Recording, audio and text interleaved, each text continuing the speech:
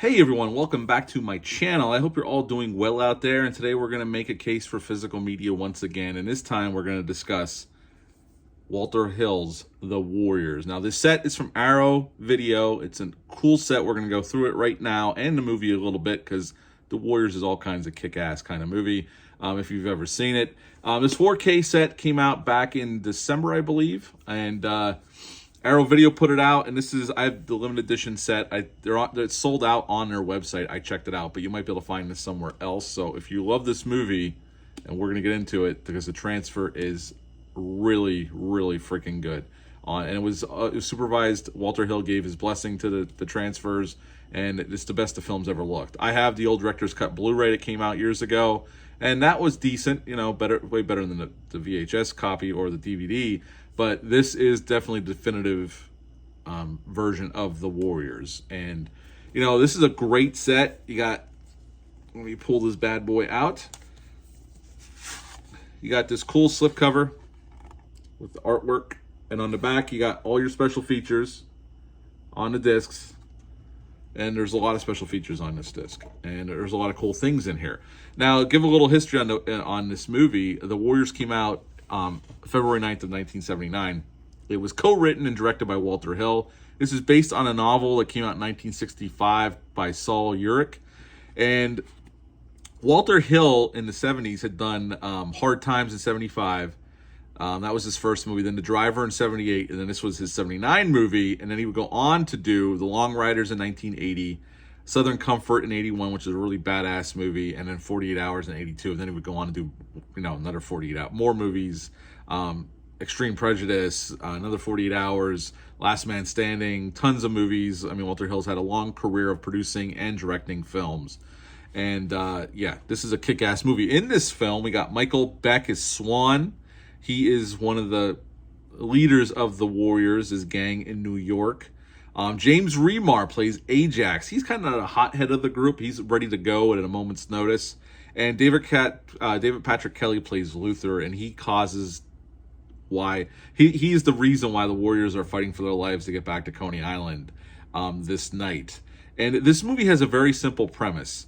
I'm talking about the theatrical cut. You can watch the director's cut or the extended cut that has the opening and the comic book artwork during the film. I know a lot of people don't like that version. I don't mind it, but I think the theatrical version is the more pure version.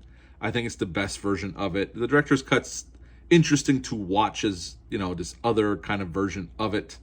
They add the narration and the comic book panels and some of the, some history quotes and stuff like that. But really, you don't need any of that to enjoy this film. To go along with the set, you got this great hard cardboard protective case. And I'm going to pull out some stuff here as we go along here. Now, this movie had a budget between $6 and $7 million. And upon release that February, it made $22.5 million. It actually opened up at number 1. But the studio ended up pulling the movie after a couple of weeks because theaters were having issues with rival gangs going to the same showing of the Warriors, end up getting in fights in their theaters. And the Paramount was getting pressure from the theater chains. So Paramount ended up yanking the film, even though it was a hit and it was going to make a lot more money. They pulled it prematurely, but it lived on in video. And, I know people, they have screenings of this. I know Quentin Tarantino's had screenings of this at the New Beverly out in California and LA, what he owns. And this was shot in New York, in and around New York, the Bronx, all that stuff. Now, in this set, as we go through the movie, we have this cool, I have to back up here, poster, the original artwork. And on the back, we have the artwork that was designed for this release. I love this artwork. This is badass. I don't know if I'll ever display this, but I'll always keep it for sure. That comes with the set. Also in this set, what you get is this book. This booklet is like 100 pages, and there's all kinds of different archival stuff. There's some writings by a critic in here, production credits about the restoration, what they did to the film. I mean, this was a true 4K remaster from the original film elements, and again, the movie looks amazing and it sounds amazing. It's the best the movie's ever looked. I don't know if it'll ever look better, and it sounds great. I thoroughly enjoyed rewatching this. I love this movie to begin with. And to get in the movie a little bit before we look at the discs and some of the other stuff, Warriors is just about this the Warriors are stationed out of Coney Island, and they go up to the Bronx for this huge meeting of all of the gangs in New York City. And Cyrus is going to give this speech. He has a proposition for all the gangs in New York, and he's from the Gramercy Riffs. And there's like 1,000 extras in this scene they used to pull off this big meeting. And he wants all of the gangs to unite so they can own New York City. And he gives this big rousing speech, and everybody's on board except for David Patrick Kelly, who just is kind of like an anarchist. He doesn't care. He just wants to cause as much mayhem as possible. And he pulls out a pistol, because nobody was supposed to bring weapons, and shoots Cyrus dead. And then he proceeds to blame the Warriors for it.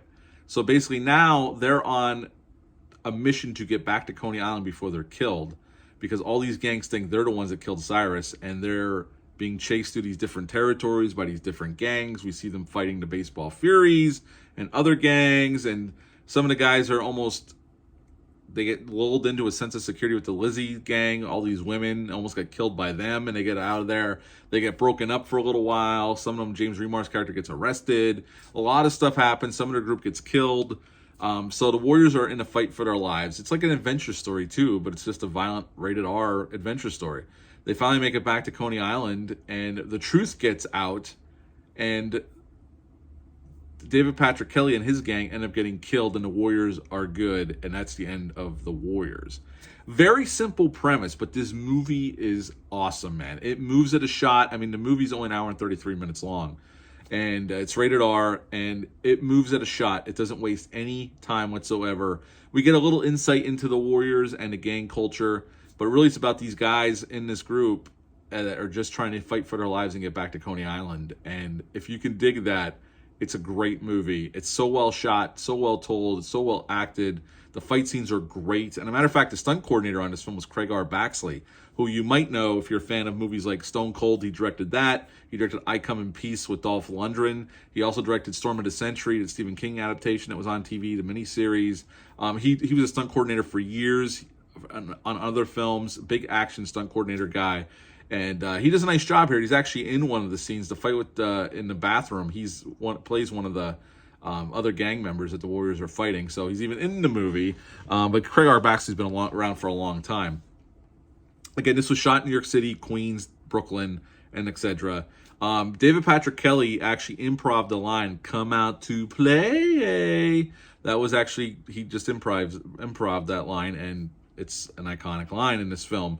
The film actually ran into trouble, and there's an interview with Walter Hill on the discs in the set, and he even says how they had to bribe or pay off the other gangs because they were pissed. They had to smooth things over with the other gangs, and they actually paid them $500 a day to protect the production because they were filming in these really sketchy neighborhoods that were run by gangs. So they had a little bit of pay-for-play kind of stuff had to go on. Again, this movie opened at #1 at the box office. It was going to be even a bigger hit than it was. Unfortunately, Paramount was getting so much grief from the theater owners from all the fights breaking out that they yanked the film from the theaters, unfortunately. Movie took 60 days to shoot, and they mostly shot, because most of this film takes place at night until really the end, where we see the Warriors finally get back to Coney Island. They shot mostly from midnight till 8 in the morning. I wrote all this down. Oh, yeah, one of the Baseball Furies was none other than Steve James, who was an accomplished martial artist and an actor in his own right, because he would end up being in a bunch of Cannon films. He was in Delta Force, he was in American Ninja 1, he was in The Hero and the Terror, he did a couple other films for Cannon. Sadly, he passed away, I think, in the early 90s. But I always love Steve James when he shows up, and he has a small part here as one of the Baseball Furies. In the beginning of the film, especially the director's cut with the narration, Walter Hill, and even some people online assume it was Orson Welles. Walter Hill wanted Orson Welles to do the narration. I can't talk today. On Sundays must be something in the water. Narration for the film. But the studio didn't want to pay the money to get Orson Welles to do it, so Walter Hill actually did the narration himself. But my overall thoughts on this film is I love The Warriors. This is a great piece of action-adventure cinema. The fights are brutal, they're down and dirty, they're gritty, and Walter Hill gives the whole film a gritty look. Although, like, again, this 4K looks amazing. The restoration they did was great on this disc. And then on the inside of that cardboard cover, you got this plastic hardcover. Again, all the special features on the back of the thing. It tells you everything. There's commentaries on here. There's an interview with Walter Hill. There's an interview with the editors. Other interviews on here and panels. Lots of cool stuff. They did a remaster on the audio. It sounds amazing. And even inside here, there's more treats inside this cover. You obviously got your discs right here. This is the theatrical cut, because they gave both cuts a new remaster. And then you get the alternative version. They're both on 4K.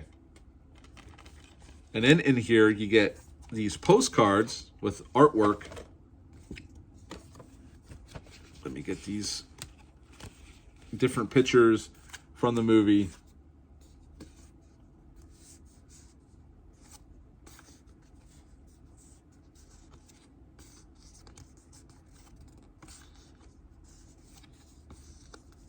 There's the words at the end when they're on the back. You got all this artwork. It's really cool they included this stuff. And also what you get in this unlimited or limited edition is you get stickers for all the different gangs. So all their logos, you got different stickers for different gangs in the movie. Arrow did a great job with this. Arrow always does a great job with their sets. They're always a little pricey. I think I paid $40 for this set. Again, Amazon or on Arrow Video on their website, it's sold out, this limited edition. But there's the other, they have the more stripped down version you can buy, and it's worth it if you're a fan of this film. The film, again, this film's never looked better. The sound is great. And if you like this film, this is the ultimate edition to own. I don't know if this film will ever look any better than it does on this disc right here. It's totally worth the investment if you're a fan of it and a fan of physical media.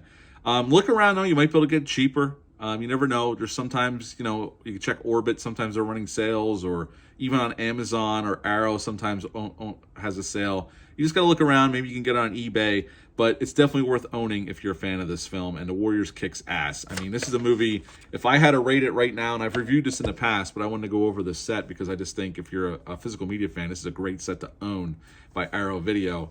I would give The Warriors a 9.5 out of 10. I love The Warriors that much. It's such a great, simplistic movie, but done so well. And it's just a blast to watch.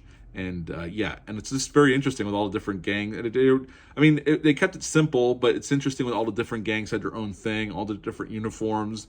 And I just love the costume design, all that stuff. So yeah, if you're a fan of this film, this set is definitely worth it. And the movie itself, I give it 9.5 out of 5, or 9.5 out of 10. I would give the set itself, if I had to rate the set, a 9.5 out of 10. It's a great set. It looks amazing. The sound is great. So yeah, that is my case for physical media when it comes to The Warriors.